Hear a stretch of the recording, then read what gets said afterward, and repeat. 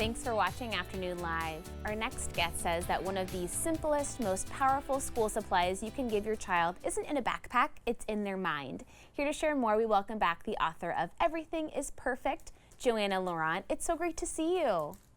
Hi, Hannah. How are you? I'm great, and I'm ready for back to school for my own kids, and you have some great ideas for us, kind of arming them with this positive language that can help them self-regulate in difficult moments. Exactly, because I am a true believer that the best gift you could give your child is the gift of confidence. When a child has confidence in self, it can face anything and be anything. It's just like it's an awakening of life.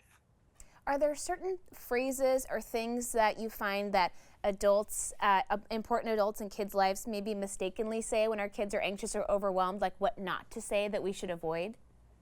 Yes, like, oh, no. Oh, stop them from expressing what they're going through.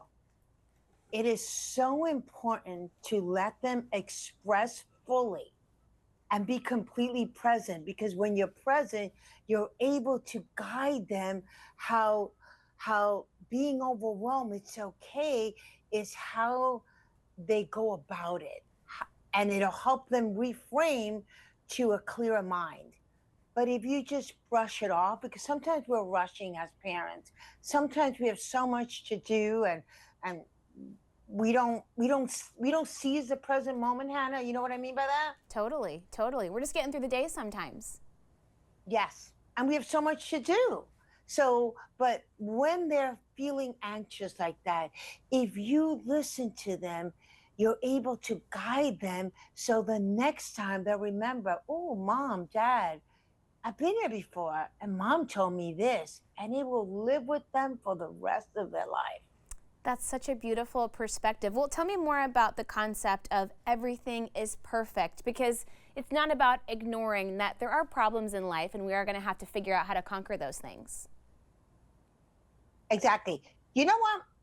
I apologize, it might be a noise. It's like if you teach a child, like life is like a puzzle, right? That some pieces you get right away and some you don't. But if you keep trying, it'll click. The puzzle will come to a whole. And if you just show them that as an analogy, they go, oh, wait, you know, it's not that everything is perfect, but it's how am I looking at it? How am I, it's not all wrong. Wow. Because I spilled that paint, I was able to learn to really clean up. And then I decided, why not clean my room and make mom happy? Like finding the good in everything. That's such a great analogy, which makes perfect sense. Some puzzle pieces you find right away, some you spend hours, but there is a solution out there if you stick with it. I want to ask you, are there certain mantras or phrases we could pass on to our kids that they could use in those difficult moments?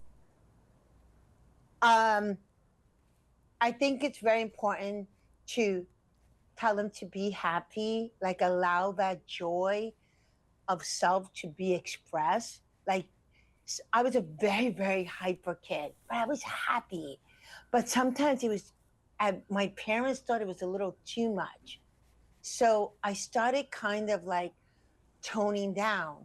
Instead of, they just didn't have the tools. I love my parents. They just didn't have the tools to allow me to ignite that joy, because then I would learn from that joy comes within, and I wouldn't have to wait for something outside of me to make me happy. I would learn that everything, my happiness lives in me. I think so many kids can relate to what you're describing. I want to ask you, we have about a minute left, how to create a positivity pact as a family. What does that look like? That looks like children see you.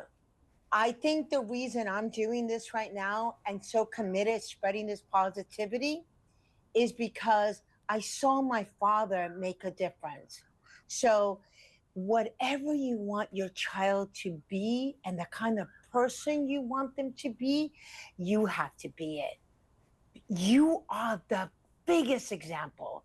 And catch yourself. Catch yourself when you're angry. Catch yourself when you're sad. Be self aware and be present that your child is watching you. They are watching all the time. That's a great reminder, right? It's so simple, but their eyeballs are on us, and we're not going to be perfect. We're going to get stuff wrong, but we can help come back and say, hey, I messed up, and that's okay. That's so important, Hannah. Ask for forgiveness. Say, wait, I'm sorry. And sometimes when you say that, say, oh, Mom, you could look at it this way. Oh, yes, that's a great idea. There You you get to go. have a conversation together and together have a breakthrough. That is such a beautiful thing. One of my daughter was like that. She was having trouble in school. I said, it's okay. I want you to go to your room and I want you to tell me all the great things you are. List them and tell me all the things you want. And it just shifted her, and she got all A's that semester. There you go. Johanna, we really appreciate your time. Thank you so much for chatting with us today. Thank you, Hannah. It's always a pleasure to be with you. Great to see you. Again, Johanna's book is Everything is Perfect. We'll have more information on our website at katu.com. We'll be right back with more Afternoon Live right after this.